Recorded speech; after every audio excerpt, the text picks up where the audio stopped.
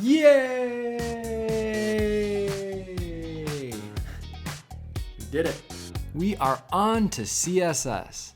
And I know you can tell I'm excited because when I was just learning web development, CSS got me super jazzed because it allowed me to be creative.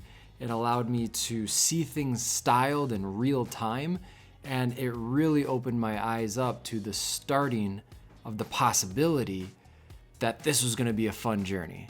I'm really excited to share it with you guys today. So this is gonna be quite a big series. I'm not gonna go the traditional route that Udemy classes go or other online learning courses go. I'm actually gonna take you guys through the w3schools.com tutorial for CSS. I'm gonna pair that with my real world experience to elaborate on some of the concepts that they cover. I think it's really important because if you go through this tutorial by yourself, that's gonna be fine. But there are things that I've learned as a developer over the years that I wanna share with you in tandem with what W3 Schools is gonna share. Not only is it gonna help you understand things a little bit better, hopefully it helps clear up any confusion, and I also wanna give you guys real world examples on what I've discovered the process of being a developer in the workplace is actually like. So guys, get ready. We're gonna have a lot of fun. We're gonna build on the current HTML template that we have. We're gonna learn a whole bunch of cool things. It's gonna be quite a fun series for me. If you guys have any questions, make sure to write them in the comments below. Hit the subscribe button because we're gonna be covering a lot of ground, and I hope you find these things helpful. So without further ado, let's go! So what is CSS? Simply, CSS is cascading style sheets. There's 3 versions of them. The current version is CSS 3. Essentially, CSS describes how HTML elements are to be displayed on screen, paper, or in other media. It obviously saves a lot of work. External style sheets are stored in CSS files. So as you can see back in our VS Code, we have our index.css. And we imported that into our HTML via a style sheet. So we're gonna go ahead and skip past this HTML demo here. Why use CSS? Short story, it's the standard. Long story is it's used to define styles for your web pages. The design, the layout, variations in display for different devices and screen sizes. CSS has become the standard for how you actually style websites. There are 2 other examples of style sheet languages. We have DSSL or we have XSL. And we're not going to touch those because those aren't really relevant to how we're going to be teaching front-end development. However, we are going to use a non-standard language eventually called Css. It is very similar to CSS. It's actually called a preprocessor where you type it in Css and then it actually preprocesses down to CSS. I hope that's not confusing. We're not going to get into that right now, but just to let you know that that's out there. So here's a really quick background on why CSS was created. HTML, especially around HTML3, used things like fonts and color attributes, and it was a giant mess. To create an HTML website became very cumbersome and a long process for developers. So W3C, the World Wide Web Consortium, created CSS, which allowed segmenting or segregation of, hey, this is the HTML structure. We really just want to define semantically what these tags are, and then save the formatting of the website in another language. And that's why we import our external CSS files via a style sheet into our HTML. So moving into CSS syntax, we've touched on this already, right? Where in our index CSS, we've been able to define our own class names, but we've also talked about, yeah, you can actually target the specific HTML elements themselves.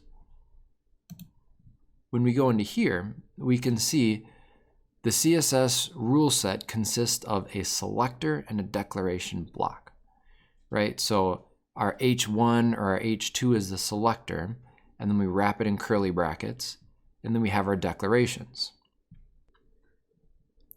The CSS selectors are used to find or select the HTML elements you want to style. We're not going to go into these, you can read those on your own, but yes, the simple selectors are elements based on a name, like H2, the P tag, the div tag, the ID, which we haven't talked about yet, and a class, which again, is you just add a dot to start the definition of the class and then give it a name that you want to assign to it.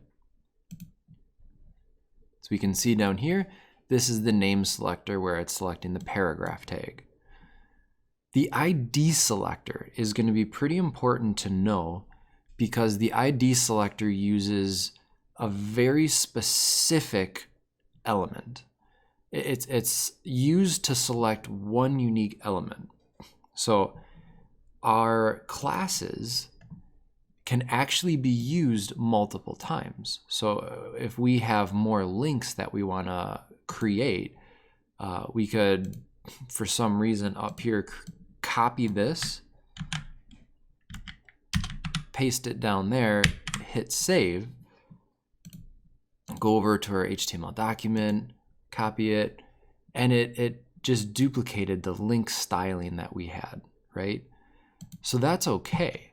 But for an ID selector, which uses the hash character, you only want to use that once. And later down the road, when we get into JavaScript, we'll talk about, hey, targeting specific IDs, but it is a good comparison as to why we want a hashtag or a hash selector for an ID to only be used once, because it's going to allow us to use JavaScript much easier down the road. So now you can see the one that we have been using, which is the class selector, where you create a dot, call it a name, and then add some styling. You can specify which HTML element should be affected by a class. So in this example, they're saying, okay, only P paragraph elements with the class center will be center aligned.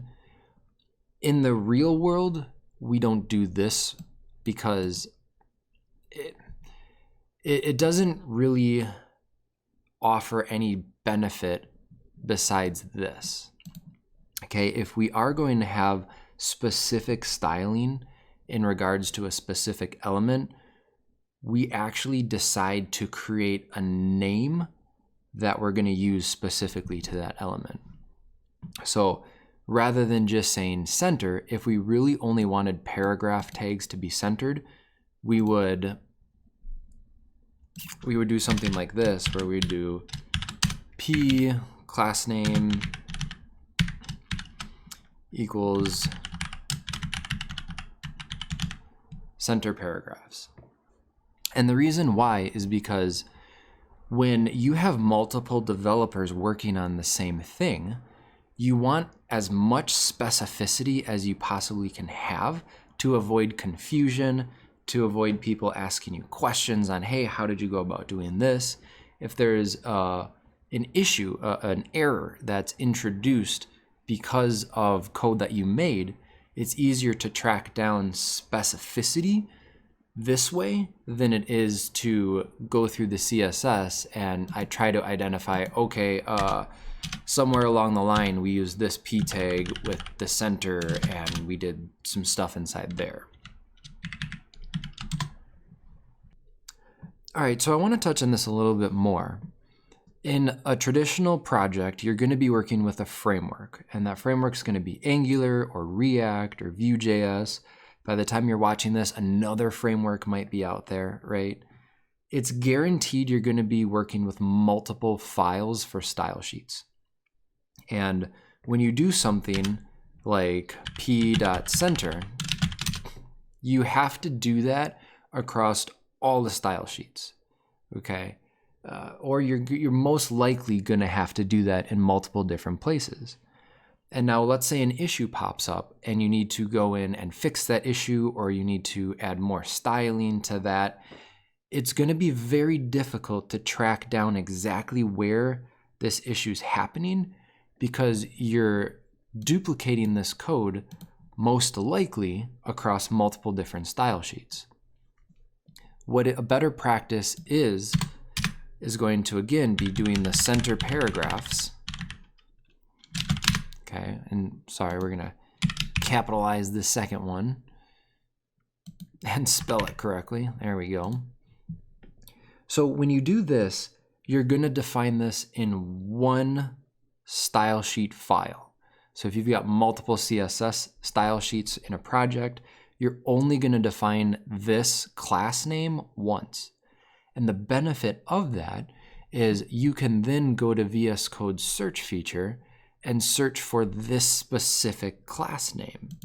Okay, you can do center para. Oh, look, there it is. It's right there. And if you don't know what the class name is going to be, well, a benefit is you can go back into the document, right-click on the file or the document. That's going to open up your Explorer here for Google Chrome, and then you'll be able to see the element. Oh, cool. These are the class names for that specific element, right? Then you go into VS Code, search for that, and you'll be able to find exactly where that class name is, and then you can go ahead and fix it or expand upon it depending on what your task is for that specific class.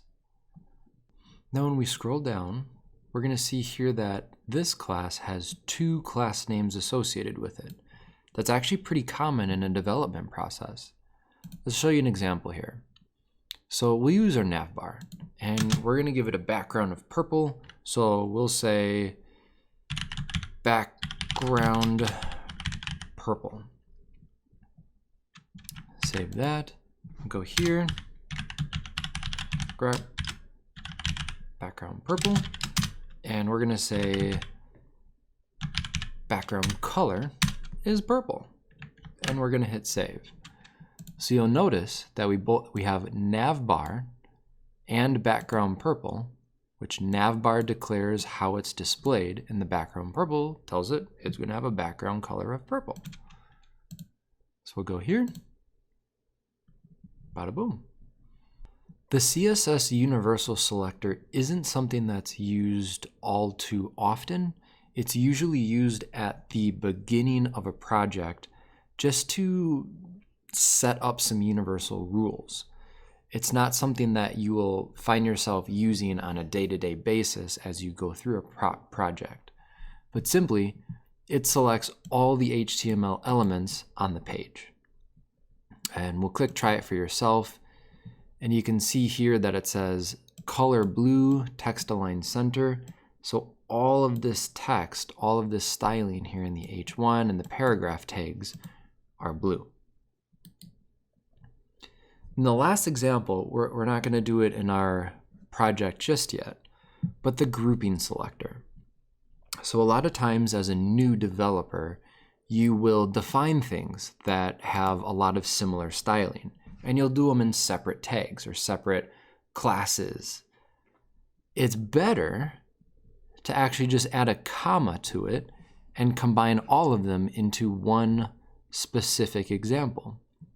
So you can see here, we had H1, H2, and the paragraph tag, but if you just add a comma after each one, you can define that styling for all 3 of these HTML tags. That's important for a couple different reasons. Again, specificity allows less confusion. So if we were trying to take on styling from another developer, we can see, okay, cool, so all of these styles, all these HTML elements are styled exactly the same. And that would then prompt me to say, okay, well then let me just create a class if I need to add styling to just one of those, okay? The other part is code does take up room. Code does take up bytes. It is a file. It does have a file size associated with it. So if you can reduce the size of the file, especially for big projects that are going to have multiple CSS files, especially when you're using frameworks like Angular and React. Having a smaller file size will ultimately allow a faster rendering of the page or a faster rendering of your styles. Browsers are pretty good at figuring out CSS and putting it together to optimize the rendering of your website, but whatever you can do to help the browsers and help make sure the user has a good experience, the better you code, the better the experience they're going to have. Well, that's a heck of a start. It's hopefully not too overwhelming yet. I hope I explained things in a simple enough detail for you guys. We're just scratching the surface. So join me next time when we get through a little bit more of the tutorial. I hope you guys have a great weekend or week or whatever it is for you. If you have any questions, let me know. I'll talk to you guys next time.